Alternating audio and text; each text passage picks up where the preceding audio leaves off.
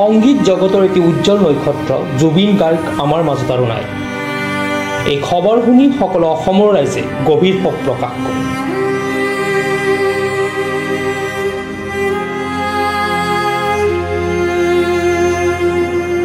লগতে চেঙা বাঘমাৰচৰ আৰু নৱাগত শিমেলিতলা ইপাৰ সিপাৰ পাৰঘাট পৰিচালনা সমিতিৰ সভা চলি থকা অৱস্থাত এই খবৰ শুনা পাই সকলোৱে গভীৰ শোক প্ৰকাশ কৰাৰ লগতে 1 মিনিট মৌনতা অৱলম্বন কৰে।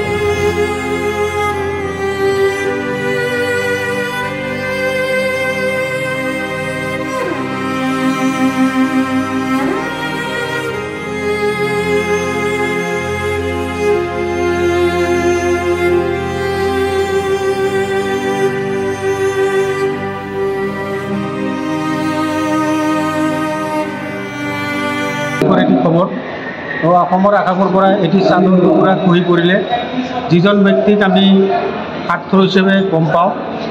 অসমটো দূৰৰ কথা গোটেই বিশ্বত তেওঁৰ খ্যাতি আছে। ভাৰতীয় চিনেমা জগততো তেওঁৰ ভালেখিনি সুনাম আছে। তো এইজন ব্যক্তি অকলতে নিজৰ প্ৰাণ হেৰুৱাব বুলি আমি কোনোদিনও কল্পনা কৰা নাছিলোঁ। তো যিয়ে নহওক ভগৱানে হয়তো সকলোকে এদিন নহয় এদিন লৈয়ে যাব, আমি এদিন যাবই লাগিব।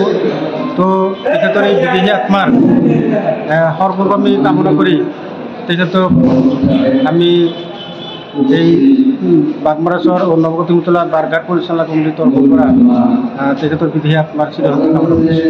বছৰত বাৰঘাটৰ মিটিং বহিছিলোঁ। আমি এটা খবৰ পাওঁ বৰ দুখৰ বিষয়।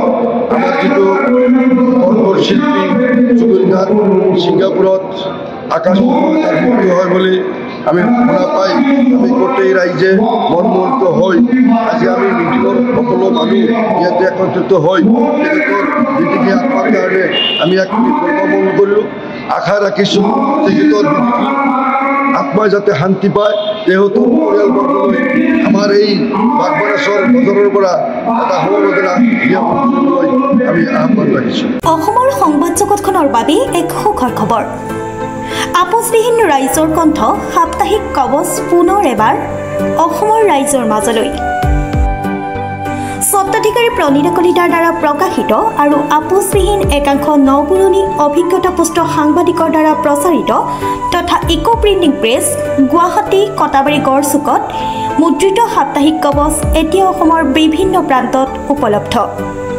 আমাৰ ঠিকনা মুখ্য কাৰ্যালয় অসম ফৰেষ্ট স্কুল হৰিমন্দিৰ পথ গুৱাহাটী আৰু উপ কাৰ্যালয় Kalita market Bijoynagar Kamrup Assam. Mobile number হৈছে 9435114666 70024728113। আমাৰ ইমেইল আইডি হৈছে kobos2025@gmail.com।